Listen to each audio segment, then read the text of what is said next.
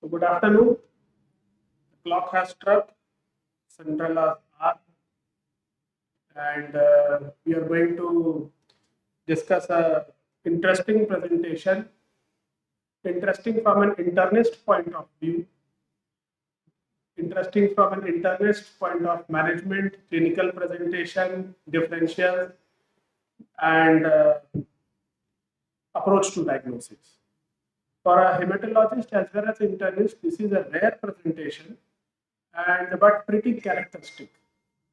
So I request my resident Dr. Romda to present the clinical protocol, and which will be intervened by multidisciplinary discussion on various aspects of diagnosis and management. Thank you, sir. Good afternoon, everyone. So I am presenting today's CCR from the Hematology Department, Tangled diagnosis in the Milky Way. So starting with the case, a 25-year gentleman, shopkeeper by occupation, resident of Bihar, informant self, presented a chief complaint of multiple swellings in bilateral neck, axilla, and lower since 1.5 years. Abdominal distensions from 4 months, shortness of breath since 3 months. History of present illness, patient was apparently already when we noticed multiple swellings in the bilateral neck regions, which was incidence in onset, gradually progressive in size. And after a few months, he noticed a single swelling, which was painless and multiple. He also developed abdominal distensions around 4 months back before presenting to us, which was also insidious in onset progressive with bilateral pedal edema. There was no history of vomiting, alter bowel habits, yellow discoloration of eyes, dysphagia, hematopoiesis, melena, brandyphasia, and diarrhea. Then after 1 month, he developed cough, which was non-infective in nature, no diurnal variation, associated with shortness of breath, which increased in severity from MRC grade 2 to grade 4 for 2 months, which was associated with orthopnea. There was no history of PLD, absence of dyspnea, associated with reduced appetite, excessive night sweat, and also with right-sided chest pain with heaviness. However, there was no history of wheezing, no history of palpitations, fever, and weight loss. Past history is not contributing. Personal history is having addiction of alcohol intake since 10 years, cigarette smoking with a 2-pack year, with the history of reduced sleep and appetite, normal bowel habits. He was presented with a similar complaint in outside hospitals where he was evaluated, where the CBC showed mild leukopenia with preserved neutrophil count and borderline platelet count. PET scan was done outside, which shows everything lymph node on both sides with splenomegaly with diffuse MDG updates. We examined this patient and we found that patient was conscious, cooperating, or this person with a BP of 100 by 68 mm of mercury in right rate with a tachycardia, SpO2 of 88 atropia on presentation, which increased to 98 on oxygen support.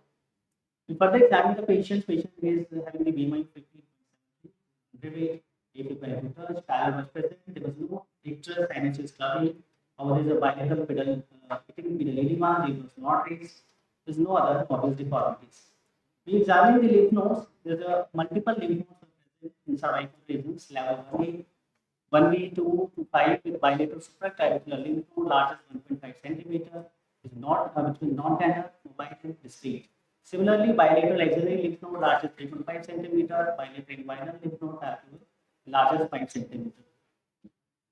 To examine the patient further, the abdominal examination shows there is a distended abdomen, umbilicus was inverted, flanks were full, orthomegaly not accessible even with the dipping method, fluid in septic dullness was present, suggestive of massive ascites. Respiratory system examination shows the trachea shifted to left side with the diminished vocal parameters on the right side, dullness on the right infraxillary, axillary, inframammary, and infrascapular regions with diminished vestibular red sound. That is suggestive of right-sided pleural effusion. Rest of the system examinations are within normal limit. So to summarize, we have 25 years chronic alcoholic smoker, presented with generalized nephropathy, abdominal distensions, and shortness of breath associated with bilateral pedal edema and non-productive cough. On examination, patient is having bilateral pedal edema, generalized nephropathy involving the cervical axillary regions, and patient is having the ascites and right-sided effusions. So because the patient is presented with the history of generalized nephropathy, patient having ascites, perfusion, and present with the PAT square finding of the FDG evidently from above and below the diaphragm. We kept the first diagnosis of the malignancies, that is lymphoma, and also the disseminated tuberculosis also kept in mind. We further investigated the patient, where we done this imaging, which showed mild anemia with leukopenia, reserved neutrophil count, borderline to platelet, and the smear shows few atypical lymphoid cells. And the LFT and RFT was done to show the mild proteinuria with albumin of 3.5 and globulin of 2.0. We done the chest X of the patient, which shows the right hemisphere there is a complete whiteout with a sensitivity of right-sided massive pleural effusion, left-sided mild effusion. In view of the massive right-sided pleural effusion with presentation with hypoxemia, we done the ICD insertion and fluid was sent for analysis. And fluid came out to be that milky white in appearance with the triglyceride level is 286 milligram per day, sensitive of the chylous ascites and the fluid for glucose protein LDH level done, that's sensitive of the exudative fluid effusion.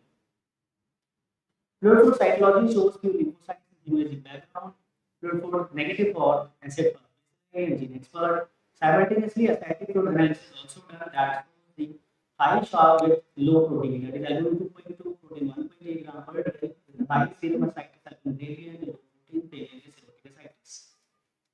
Now I invited Dr. Jackie to discuss the cervical lymph node biopsy of this patient.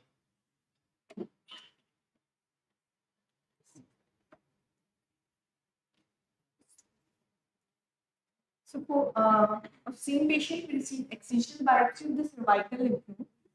At low power, we can see the lymph node architecture is fully effaced and is replaced by monomorphic nodules. That is, it was follicular pattern.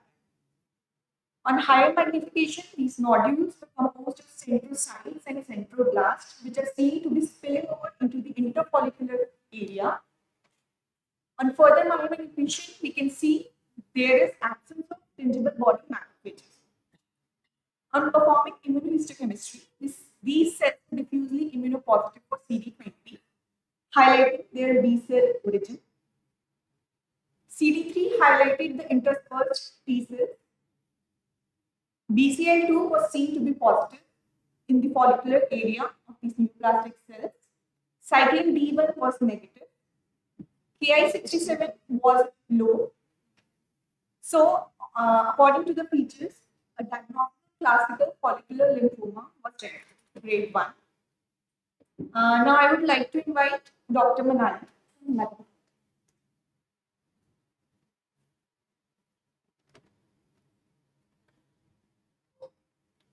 So, having the diagnosis of follicular lymphoma, we had this patient with cytopenias with the hemoglobin of 10, total leukocyte count of 3200, and a count of 1 lakh.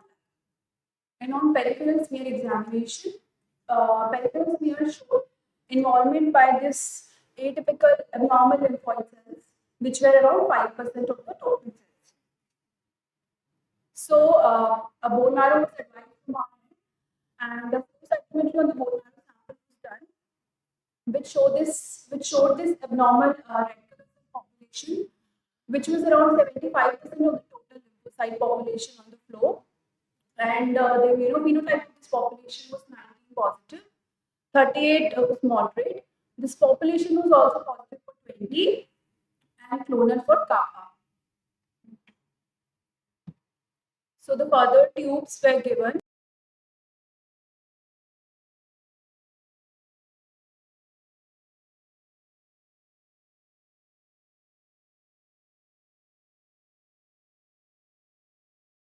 It was negative. So with the above immunophenotype, we had an immunophenotype of abnormal lymphoid cells which showed 19, 45, 20, 79 bright, and also kappa positive and 10 positive. Rest of the markers like 5, 30, 43, 223 were negative. So we had given a diagnosis of 5 negative, 10 positive B cell NHL, and although at this time of point we had a diagnosis of lymph node biopsy. So we advised a correlation, cytogenetics, and BCL to BCL6 rearrangement. And bone marrow examination of this patient showed infiltration by this abnormal lymphoid cells, which were around 75% of total nucleated cells on bone marrow. And biopsy also showed diffuse infiltration by this atypical lymphoid cells. After this, the patient within a month developed pleural effusion, and keeping view in the diagnosis, pleural fluid flow cytometry was done, which again showed similar abnormal lymphoid cells on pleural fluid with the same immunophenotype that on bone marrow.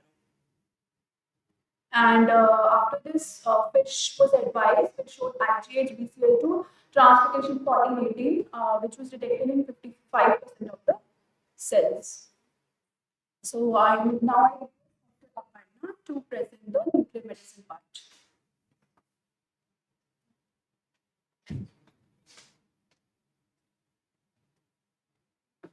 Good afternoon, everyone. The patient had undergone APD in APC PET on 14th April 2024. The maximum intensity projection image is showing lymphomatous involvement in both sides of diagram with splenic, increased splenic uptake and splenomegaly.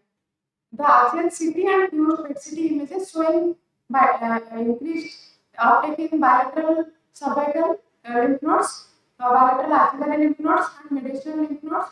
Then increased splenic uptake and retroperitoneal lymph nodes, and bilateral pelvic and inguinofemoral lymph nodes.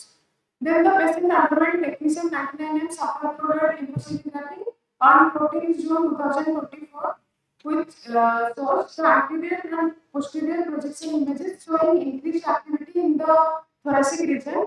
For further confirmation, we did background after decluttering the right-sided chest tube, which shows increased activity, which is consistent with cardiovascular. Now I will call Dr. Soumya for further. Okay. We have two investigations that are performed in the radiology department. The first was an HRCT thorax dated 3rd June 2024, which shows moderate to gross bilateral pleural effusion with an ICD in situ within the right pleural cavity. The pleural effusion is obviously more on the right side than compared to the left side. There is a collapse of the underlying lung fields, predominantly of the lower lobes. On scanning the rest of the sections, we could not find any normal mediastinal or hyperinfiltration.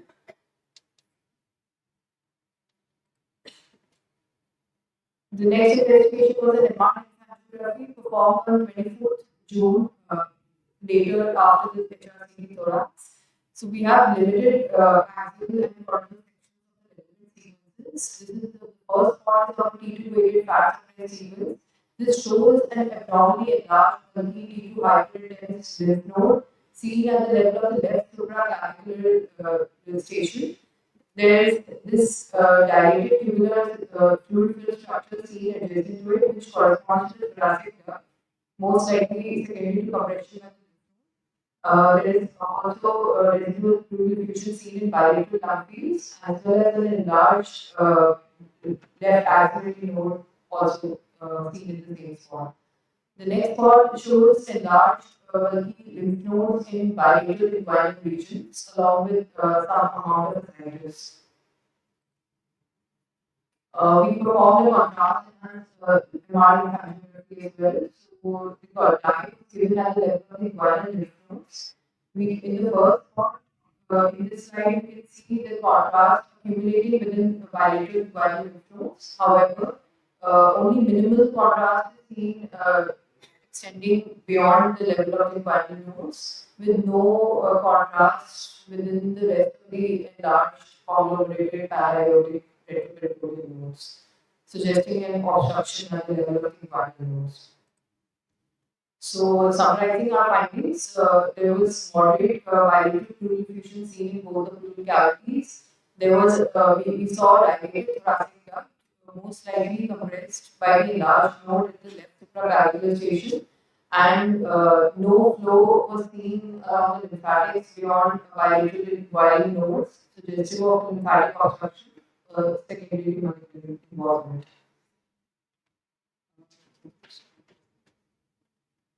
So with this above discussions, we come to a final diagnosis of follicular lymphoma, where the IPI is score 4, high risk, stage 4B, non-traumatic IO related to lymphoma. Patients are also having the history of alcoholism with a liver irregular outline with what is the topic for discussion today is how to approach lymphomas.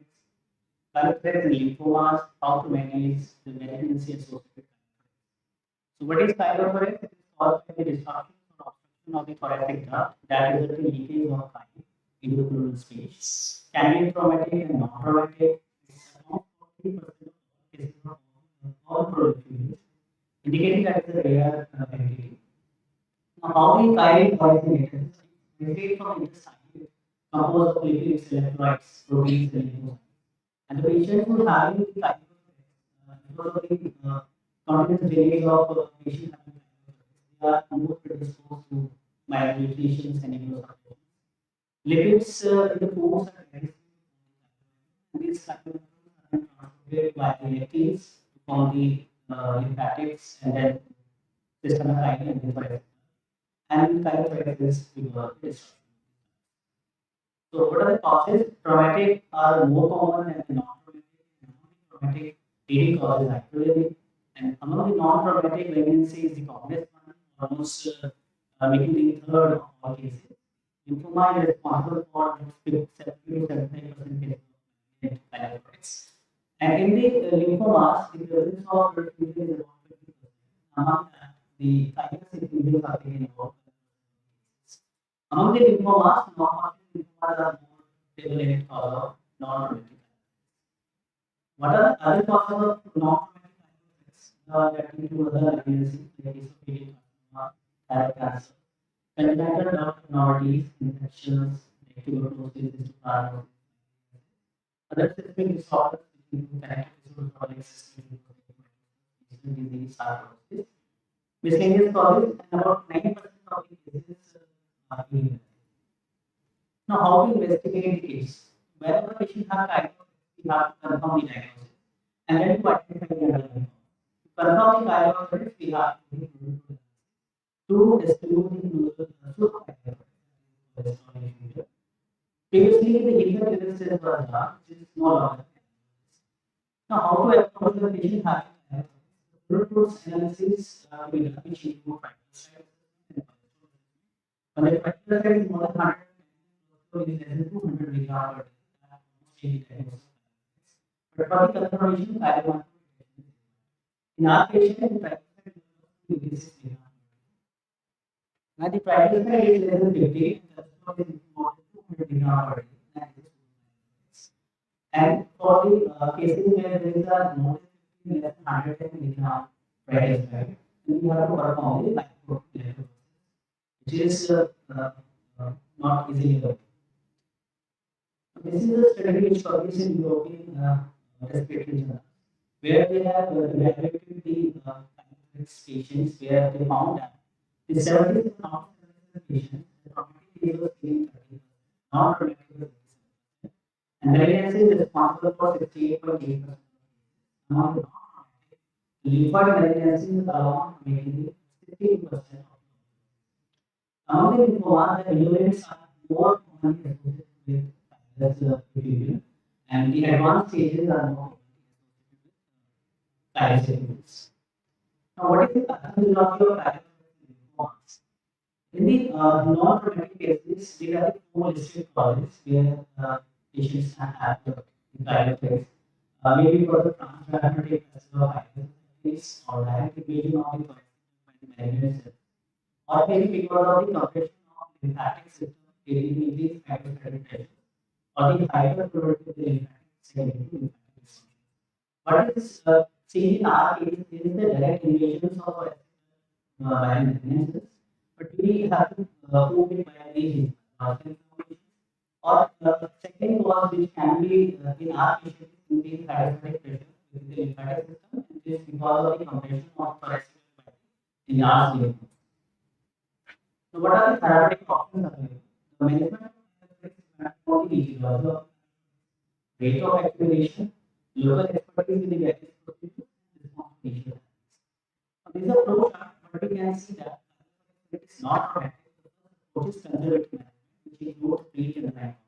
When it is lymphoma, we have to rather than the input. Nutritional input and dietary modification is very important, which include high protein, low fat, particularly medium chain triglyceride to be incorporated. Why it is important? Because medium chain triglyceride is absorbed in the protein circulation. It does not require the lymphatic system for the absorption. Pharmacological therapy includes chemotherapy and law. Therapeutic treatment is to be done to control the symptoms.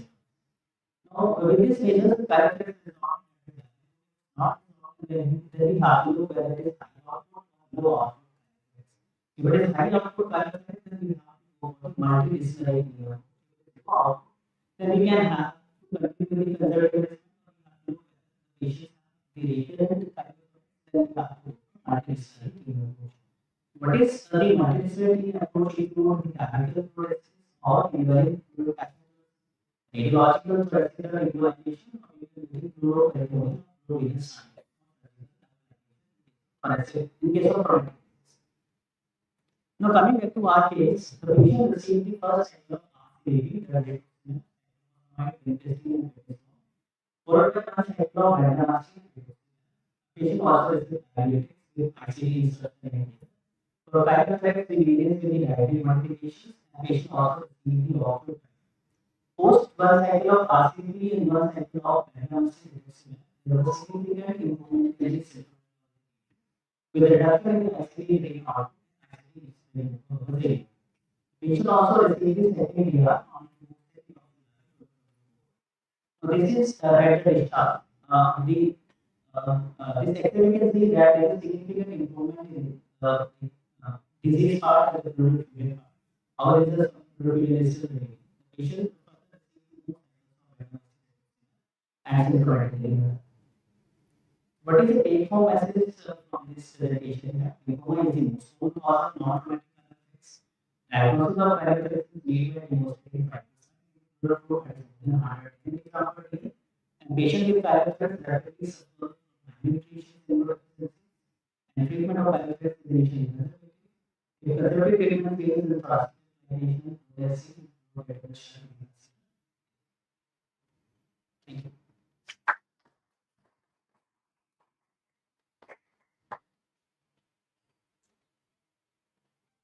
So, well in time, 5 minutes for discussion.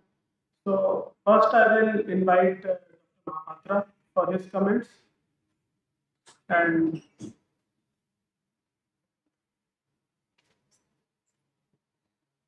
so the interesting part of this pilot test is not a, nowadays it's not so common because it's early diagnostic treatment.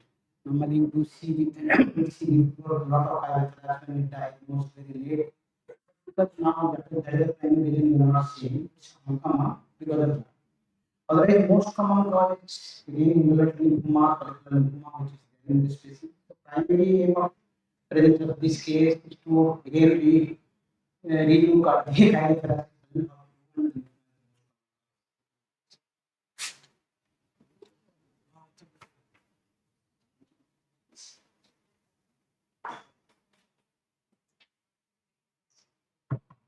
next I will invite Priyanka.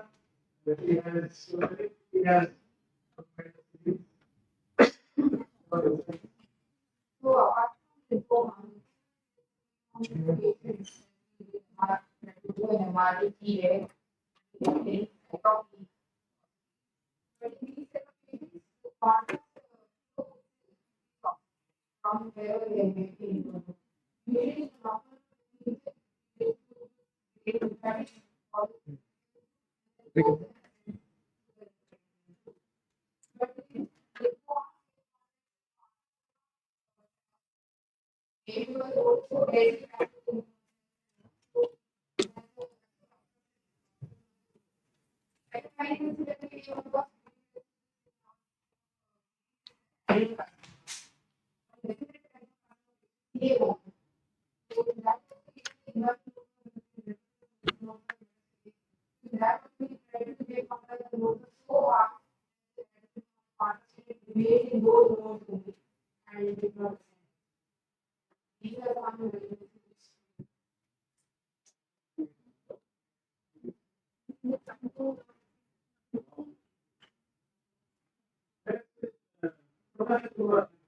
he would have a lot of insight into.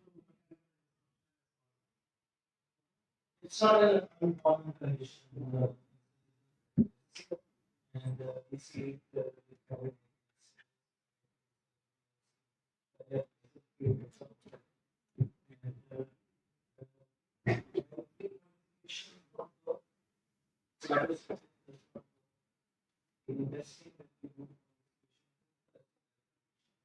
and we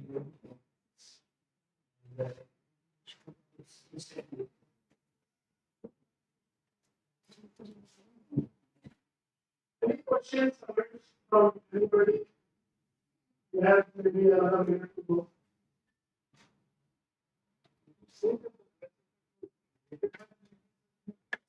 Sure. If there is a last variation count, then the circle of cells.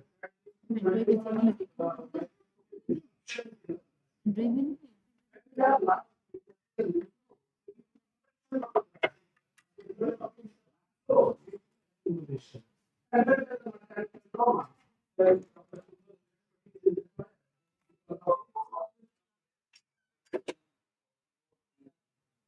Here you go.